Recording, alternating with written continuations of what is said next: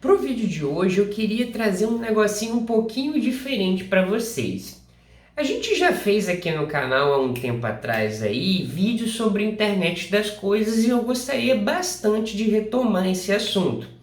Então você não precisa ficar preocupado que os outros assuntos vão acabar. Os assuntos de internet das coisas estão aí apenas então para complementar aí os nossos ensinamentos e conhecimentos aprendidos. Então aqui para esse vídeo eu queria trazer um assunto que está crescendo bastante no mundo de tecnologia e está rendendo aí bons salários para quem manja bastante disso, que é o tal do OT. O OT vem de Operational Technology, ou tecnologia operacional, que em resumo é basicamente o hardware ou software que vai detectar uma mudança ou mesmo causar essa mudança, seja em equipamentos, ativos, processos ou mesmo em eventos industriais. Já já a gente vai falar disso. Então o OT, como a gente mencionou, ele basicamente serve para esses fins, que é monitorar, controlar, proteger, operar todos esses tipos de sistemas. E o OT ele é único porque ele pode ser encontrado nos mais diversos setores, seja no setor de manufatura, o setor automotivo, alimentos, médicos, militares, energia e os mais diversos outros tipos de setor. Você pode encontrar o OT. Você deve estar percebendo que ele está sendo mais voltado para a área industrial. E você também deve estar se perguntando o que esse tal de OT tem a ver com a internet das coisas, ou melhor, o que esse tal de OT tem a ver com redes e segurança? Bom, Kakaroto, tem basicamente tudo a ver. O conceito de OT vem do seguinte: o OT ele também é conhecido como IIoT, ou seja, Industrial Internet das Coisas. Então, em poucas palavras, galera, o OT é a internet das coisas, só que voltado para as tecnologias industriais, voltados então para indústrias e empresas. E para você então saber mais sobre esse mundo que está crescendo bastante aí, está requisitando profissionais cada vez mais especializados, fica comigo até o final, que o vídeo de hoje está muito da hora.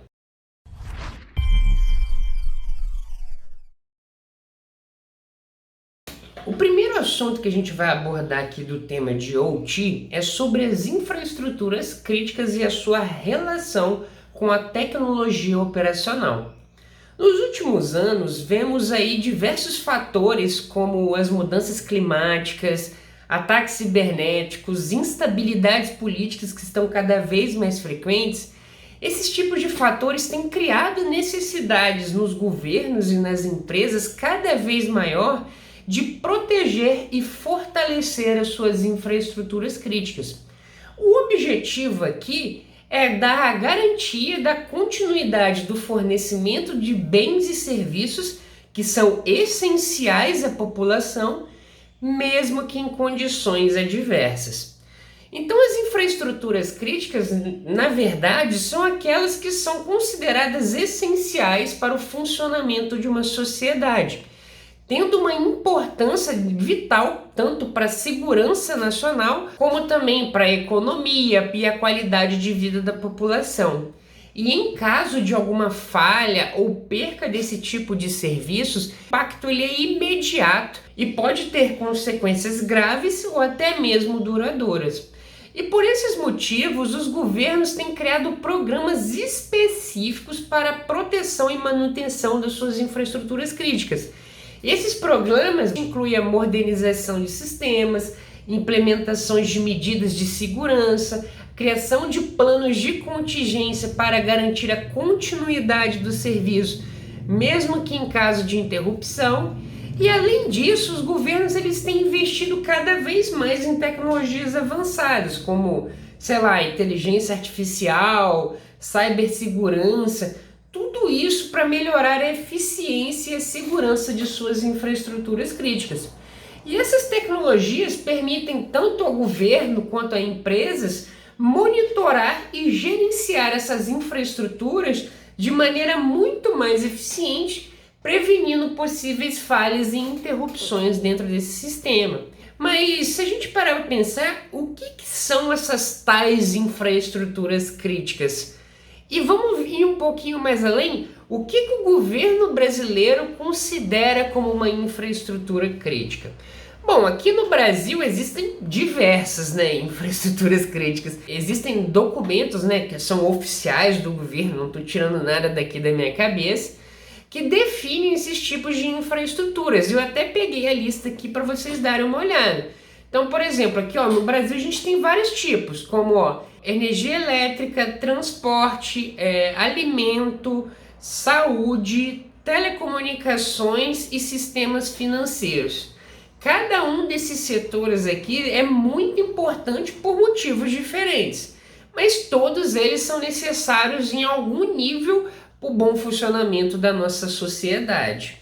As telecomunicações em particular, ou seja, estão aqui, galera, elas são vistas como um setor muito crítico, para o Brasil, porque basicamente são fundamentais para a comunicação. Então, a comunicação, a informação, a coordenação aí de atividades, seja econômicas ou políticas, as telecomunicações elas fazem um papel crucial dentro das infraestruturas críticas, principalmente no quesito segurança, porque através dela são possíveis a gente garantir uma proteção do território nacional, um controle melhor ali dos recursos disponíveis para uso e até mesmo uma gestão melhor em situações de crise.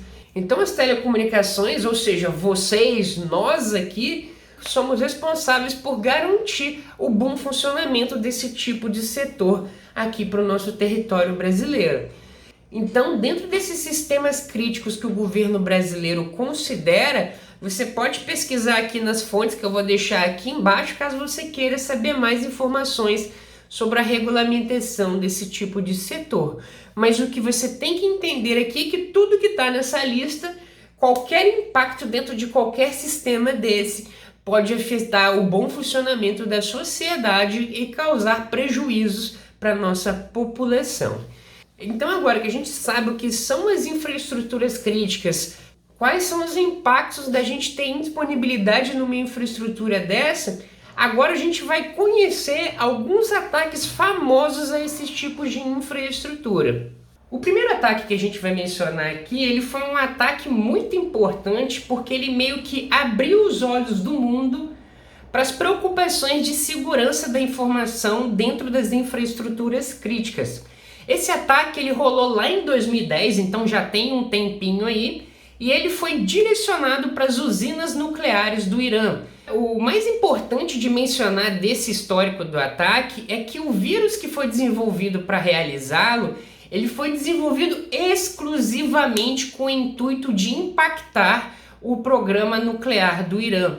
E isso abriu os olhos do mundo porque foi talvez a primeira vez na história que a gente viu esse tipo de ataque sendo direcionado para uma infraestrutura industrial. Esse vírus ele ficou conhecido como Stuxnet, e é importante a gente mencionar aqui que não existe registro ou mesmo confirmações da autoria desse ataque.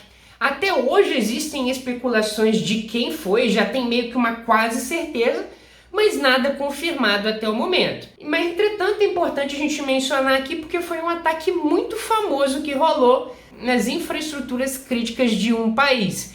É claro que não é o primeiro, e é por isso que a gente vai falar aqui do segundo ataque que rolou na Ucrânia. Então, a Ucrânia, lá em 2015, 2016, mais ou menos, ocorreu um ataque que foi conhecido como Black Energy, porque, em resumo, ele impactou ali o fornecimento de energia de diversas cidades importantes na Ucrânia.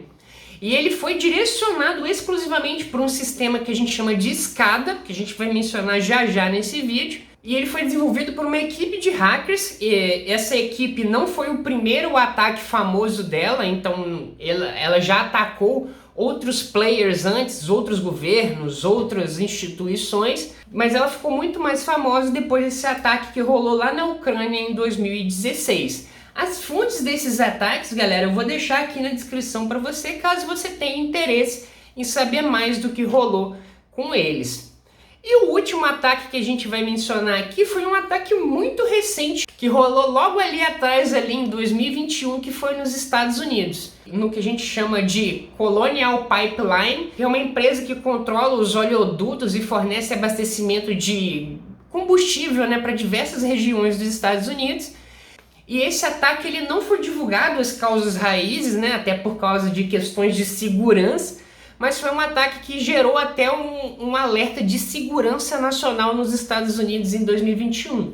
Assim como os outros ataques que rolaram, eu também vou deixar aqui na descrição, caso você tenha interesse em saber mais em relação a eles. Então a gente começa a ver aqui, galera, que cada vez mais, e isso vai se tornar mais frequente, a gente vai ver ataques direcionados para esse tipo de infraestrutura. A qualidade de vida da população, ou mesmo causar prejuízos ou até mesmo mortes, dependendo do caso da infraestrutura que sofrer esse ataque. E isso também reflete até, por exemplo, nas guerras que a gente vê hoje em dia. Hoje a guerra entre a Rússia e a Ucrânia, a gente vê diversos relatos ali que a guerra cibernética ela tem se tornado tão importante quanto a guerra que é traçada ali nas trincheiras. Porque essa guerra cibernética é uma guerra de informação que você consegue impactar a infraestrutura de outros países, tornando, vamos dizer assim, a vida da população mais difícil.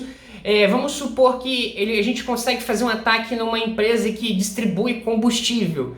Você impacta diretamente ali a inflação de um país, logística, transporte. Olha quantas infraestruturas você consegue impactar apenas direcionando um ataque a uma infraestrutura como essa. E já que a gente já conhece ali um pouquinho sobre as infraestruturas críticas, ataques que foram direcionados para ela, vamos entender melhor os componentes que envolvem essa infraestrutura crítica, ou melhor, quais são os componentes da tecnologia operacional. E essa apresentação aqui mostra exatamente isso para vocês. Reparem que a gente tem diversos círculos ali, representando meio que uma hierarquia dentro de uma infraestrutura de tecnologia operacional. E essa hierarquia, a gente vai ver lá na frente, que ela é padronizada por diversas normas de padronização da ISO. E esses componentes que envolvem essa infraestrutura são, por exemplo, os sensores.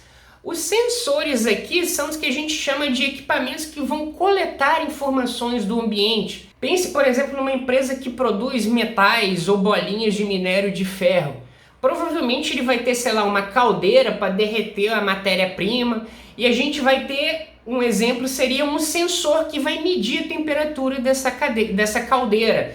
Então, esse sensor de temperatura é um exemplo aqui do sensor da nossa arquitetura de IoT. A gente tem diversos outros sensores, como medidores de pressão, altura, atuadores, né, que a gente chama de relé, coletores analógicos, onde vão coletar dados e informações analógicas, de, por exemplo, de voltagem do ambiente. Todos esses tipos de coisas são considerados de sensores dentro da arquitetura de IoT. Apenas fazem isso, coletam informações e transmitem ela para algum lugar. E que lugar é esse? É o que a gente chama de PLC ou PLC, que são os controladores programáticos. São basicamente computadores bem pequenininhos, bem mais simples também, então não interprete como computadores, mas os PLCs são responsáveis por receber as informações dos sensores. Então, por exemplo, a gente tem a caldeira, que está sendo medida a temperatura dela pelo sensor de temperatura. O sensor de temperatura está coletando as informações do ambiente, transmitindo isso via, sei lá, cabeamento para uma PLC, e a PLC vai ser responsável por interpretar essas informações e transmiti-las aí sim através da rede. E esse conjunto aí de sensores e PLC é o que a gente chama de IIoT, que é o Industrial IoT. Seguindo aqui o nosso fluxograma, a gente tem o sistema SCADA. Os SCADAs, a gente vai direcionar um vídeo só para falar de SCADA, porque é um assunto um pouquinho mais extenso, mas eles são então responsáveis pela coleta de dados de vários sensores numa fábrica. Então a gente tem diversos sensores de temperatura, coletar essas informações do meio e enviar essas informações lá para o PLC. O PLC é responsável por interpretar essas informações dos sensores, converter essas informações em dados que podem ser legíveis digitalmente. Eles normalmente passam por um processo, por exemplo, de conversão AD, né, que é analógico digital, uma conversão de dados analógicos para dados digital. Então, após interpretar essas, eles enviam para a rede. E que rede é essa?